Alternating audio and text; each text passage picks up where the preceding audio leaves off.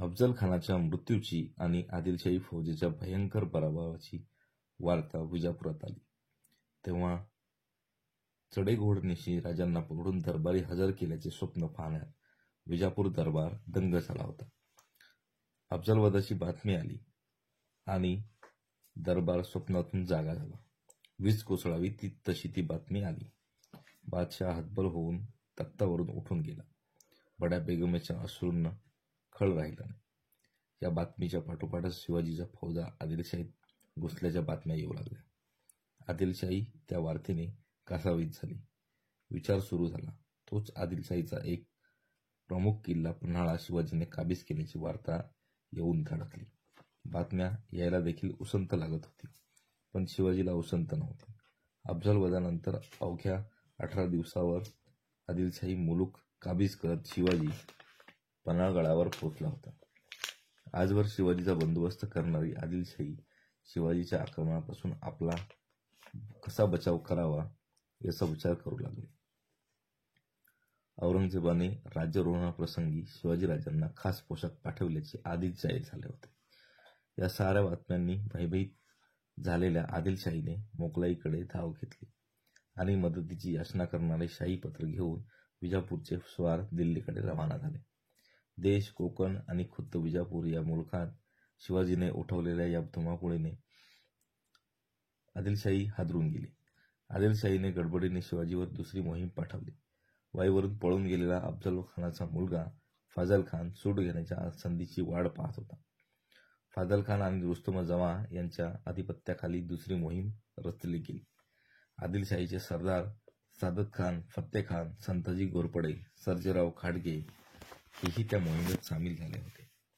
राजांना ह्या नव्या संकटाची चाहूल लागताच त्यांनी आपले पुणे भागातले नवे सरदारही तातडीने बोलावून घेतले. राजांनी पन्हाळ्याचा बंदोबस्त पक्का केला. नेताजी पालकरांना आपल्यावर चालून येणाऱ्या सैन्याला त्रस्त करून सोडण्याचे हुकूम सोडले. राजांच्या जवळ त्यावेळी हिरोजी इंगले, भीमाजी वाघ, सिद्धोजी पवार, गोदाजी जगताप व महाडिक हे सरदार होते. त्यांच्या मदतीला नुकतेच स्वराज्यात सामील झालेले जाधव, पांढरे, खराटे, पितापुत्र व सिद्धी हिलाल हे होते. येणाऱ्या शत्रूचा मागोमाग घेत नेताजीही राजांना सामील झाला.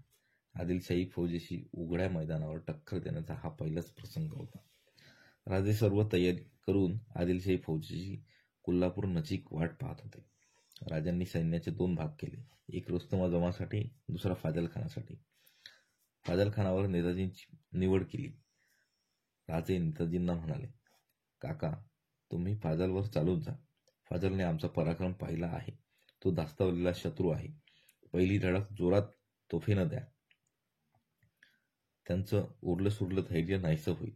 तो पळून जाईल. आणि राजे आम्ही रुस्तम जमावर चालून जाऊ. रुस्तम जमाचा आणि आमचा स्नेह आहे. आम्ही चालून येतो हे समजताच तो धरसोडीचं धोरण ठेवेल. फाझलचा पराभव झाला की तो त्याच्या पाठोपाठ जाईल असा आमचा अंदाज आहे. एवढा शत्रूचा पराभव केला की विजापूरची ताकद पुरी नामोहरम होईल. या मोहिमेत विजय मिळवायलाच हवा. शत्रू आपणास गाठीपर्यंत आपण थांबायचं नाही. टप्प्यात शत्रू आला की आपण चालून जायचं. राजे वाट पाहत होते. फाझल व रुस्तम जमा आपला फौजा घेऊन मार्ग आक्रमित होते. कोल्हापूर नजीक फौजा येताच राजांना आघाडी उघडली. राजांच्या आणि नेताजींच्या फौजा त्वेषाने आदिलशाही फौजेवर तुटून पडल्या. मराठ्यांचे सैन्य आपणहून चालून येईल असे आदिलशाहीला वाटले नव्हते. राजे कुठल्या तर किल्ल्यावर आश्रय घेतील, असा वेळा घालू, मदत मागू असा फाझलचा अंदाज होता. पण समोरून धुळीचा पर्वत उभा करीत येणारी मराठी फौज पाहताच फाझल गांगरून गेला. काय होते हे कळायच्या आत टापांचा आवाज घुमवत एखादा वळीव गर्जना करीत कोसळावा तसा मराठी फौजेचा तडाखा फाझलवर कोसळला. एकच रणकंदन सुरू झाले. हर हर महादेवच्या गर्दनेत दिन दिनचे आवाज लुप्त झाले आणि फाझलची आदिलशाही फौज वाट दिसेल तिकडे धावत सुटली. थोडा पाठलाग करून राजांची फौज मागे कोल्हापूरला आली. या लढाईत राजांनी 12 हत्ती व 2000 घोडी यांचा पाडाव केला. पन्हाळा घेतल्यापासून 1 महिन्याच्या अवधीत ही लढाई झाली. 1 महिन्याच्या अवधीत आदिलशाहीचा दुसरा पराभव झाला. राजांनी पन्हाळगडाची मजबूती वाढवली. आणि आपले लक्ष मुलुकगिरीवर केंद्रित केले. आपल्या फौजेचे 3 भाग करून 3 स्वरांचा पेच राजांनी रचला. आदिलशाहीची कसदिल मनस्थिती, अंतस्थ दुबळेपणा व नव्या पराक्रमाने आदिलशाहीचा पडलेला दहशत राजांनी पुरी ओळखली. राजांनी नेताजींच्या आधिपत्याखाली आदिलशाहीचा गाभा दिला, खुद्द स्वतःकडे देश घेतला आणि तिसरी मोहीम कोकणातील आखली. नेताजी पालकरांनी आपल्या 3000 घोडदळासह विजापूरलगतचे तिकोटे, दक्षिणेकडील हुक्केरी, गोकाक पासून गदग लक्ष्मीपुरापर्यंत जाऊन खंडाण्या वसूल केल्या. राजांची कोकणातील मोहीम दारोजीच्या आधिपत्याखाली राजापूर बंदराकडे वळली. राजापूर रुस्तम जमाच्या ताब्यात होते. राजाचा आणि रुस्तम जमाचा अंतस्थ स्नेह होता. तेव्हा बंदराला त्रास न देता बंदरात उभी असलेली फाजलची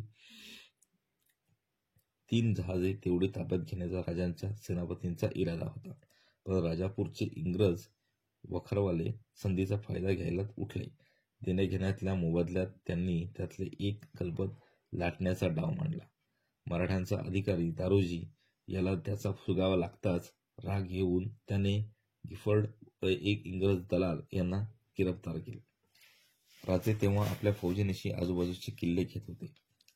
रायबाग सारख्या व्यापारी पेठा लोकांशी अनुसंधान लावून राजांनी काबीज केल्या होत्या.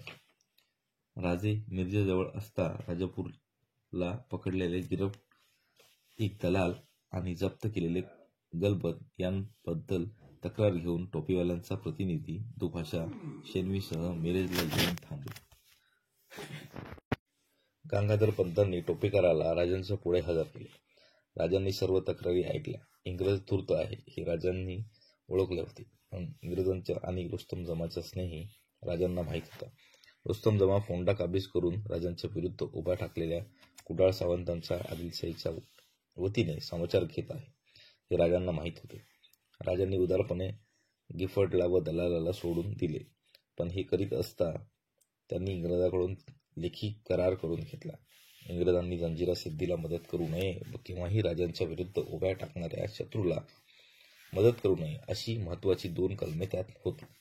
हा करार लिहून घेऊन कैद केलेले दोन्ही इंग्रज व त्यांचा जप्त केलेला माल राजांनी परत केला.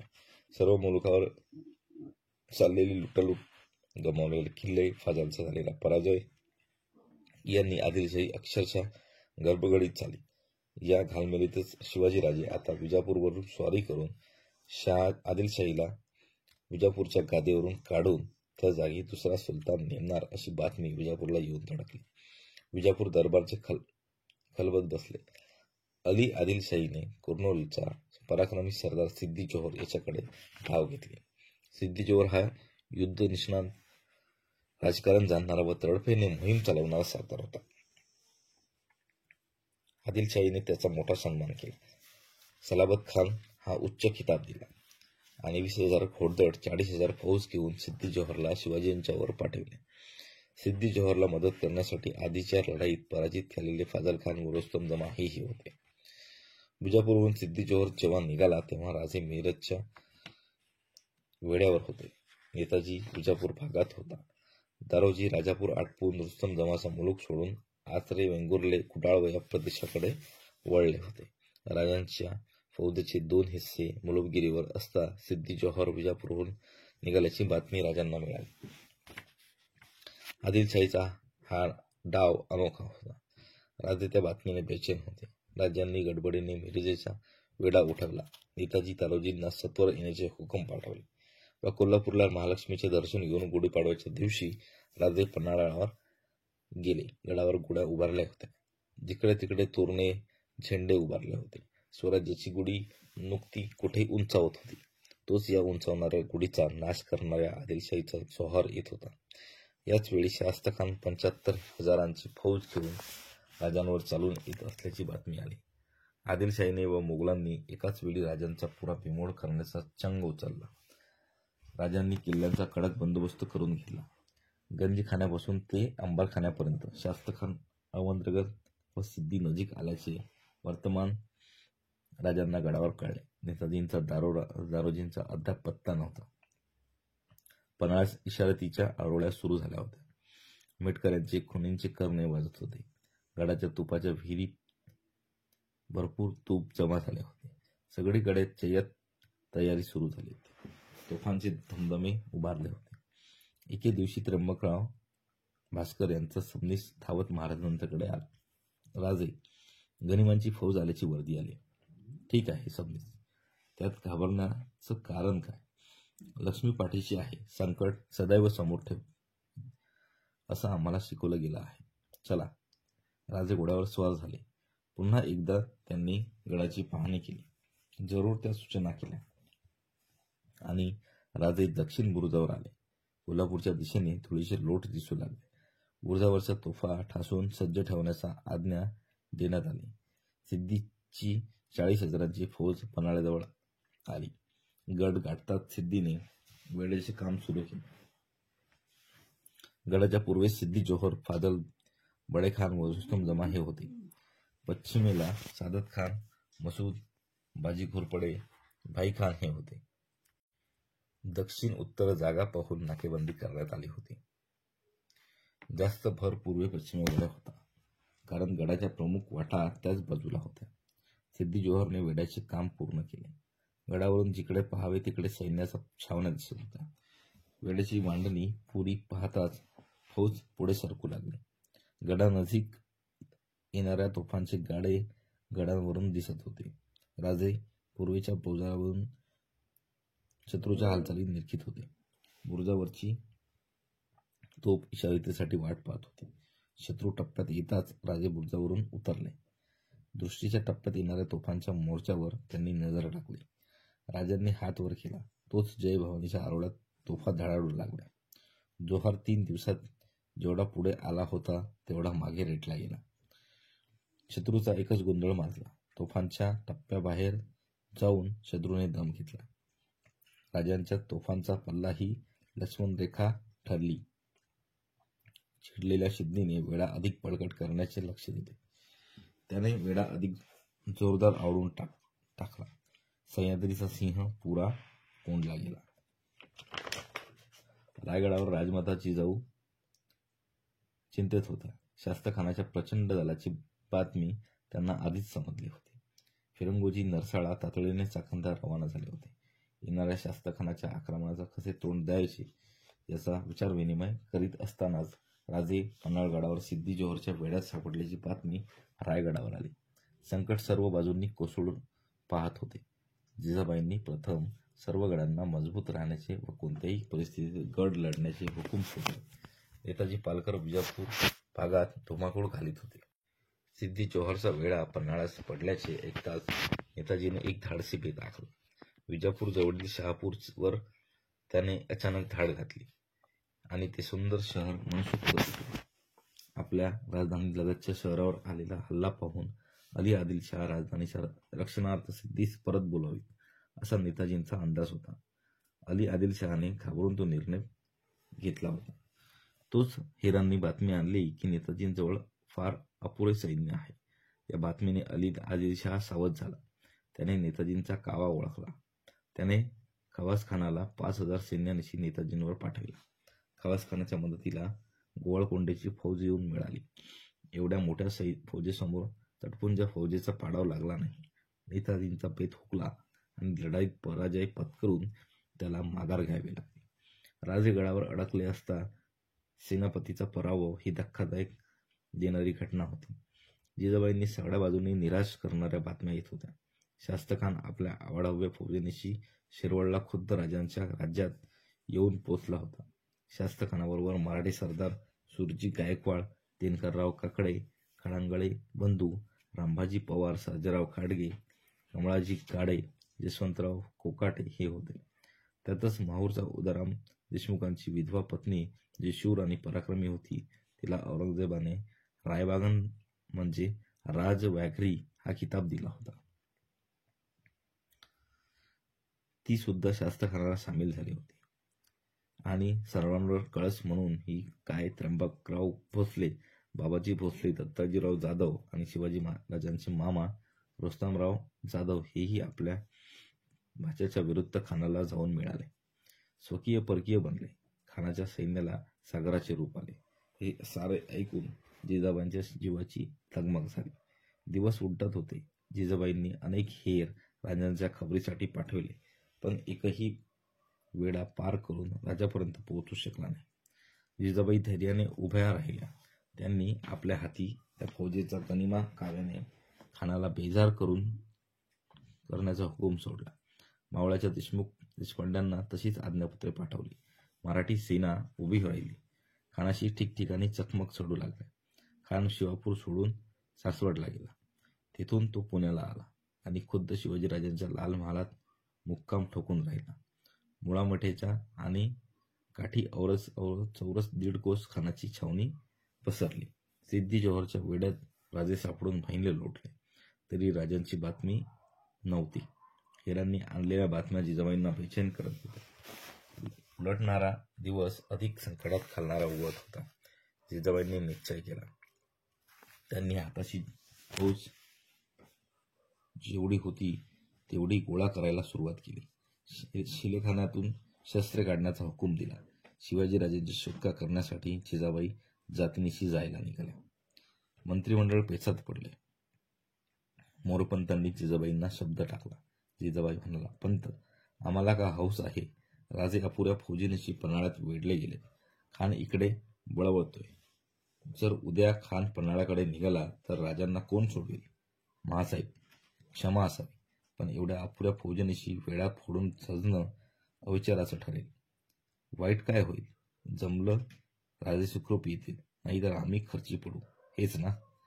आज स्वराज्याला राजांची गरज आहे, महासाहेबांची नाही. मोरपंत डोळ्यात पाणी आणून म्हणाले, महासाहेब, हे राजांना विचारलं असतं तर त्यांनी उत्तर दिलं असतं, आम्ही देणं अमर्यादा होईल. नेताजी पालकर गडावर येत आहेत ही बातमी आली आणि जिजाबाईंना धीर आला. राजांचे सेनापती नेताजी पालकर आणि सरदार सिद्दी हिलाल जिजाबाईंच्याकडे मुजऱ्याला आले. जिजाबाईंनी विचारले, सेनापती, कुठं कामगिरी करून आलात? आदिलशाहीत खंडणी वसूल केलीत? जारीनं खंडणी आणि लूट गडावर येत आहे. चांगलं केलं. आणि राजांची वार्ता? नेताजींची मान खाली गेली. तो नजर टाळीत होता. म्हणाला, सिद्धी जोहरनं पक्का वाढण्याची बातमी आली आहे. काय करावं समजत नाही. ते सोपं आहे. महासाहेब खिन्नपणे हसून म्हणाले, जसे सुर्वे सावंत शत्रूला मिळाले तसे तुम्हीही मिळू शकता. आम्हाला हे माहीत होतं, म्हणूनच आम्ही जातीनिशी जोहरला चालवून जायचं ठरवलंय. महासाहेब, नेताजी, तुम्ही नात्याची माणसं, राजांचा भरवसा म्हणून सेनापती झाला आणि मराठी राजाचे सेनापती जोहरच्या वेड्याचं कौतुक करतात. जिजाबाई एवढ्या संतापलेल्या केव्हाच कोणी पाहिल्या नव्हतं. नेताजी स्वराज्य टिकलं तर सारं टिकेल, पण ते उभं करणं फक्त राजांनाच माहीत आहे. बलवत्तर शत्रूला निराळ्या छातीनं धडक देण्याचं सामर्थ्य फक्त त्यांच्याच मनगटात दिसावं हे आमच्या दुर्दैव. त्याच राजांचे सेनापती नेताजी पालकर आणि विश्वासांचे सरदार सिद्दी हिलाल आमच्यापुढे नुसते मनगट चोळीत उभे राहतात. नेताजी कमरेच्या तलवारीची आणि पालकरांच्या कोडीची तरी आठवण ठेवा. जिजाबाईंचा प्रत्येक शब्द नेताजींच्या आणि सिद्दी हिलालाच्या वर्मावर बसत होता. नेताजीने आपली तलवार उपसली. तो म्हणाला, मासाहेब, ह्या तलवारची शपथ घेऊन सांगतो, राजांना सोडून घेऊन परत येऊ तेव्हाच तोंड दाखव. त्यासाठी मासाहेबांची जायची गरज नाही. 2 दिवस गडावर राहून फौजेला विश्रांती देऊन नेताजी पालकर आणि सिद्दी हिलाल आपल्या फौजेनिशी पन्हाळ्याच्या वाटेला निघाले.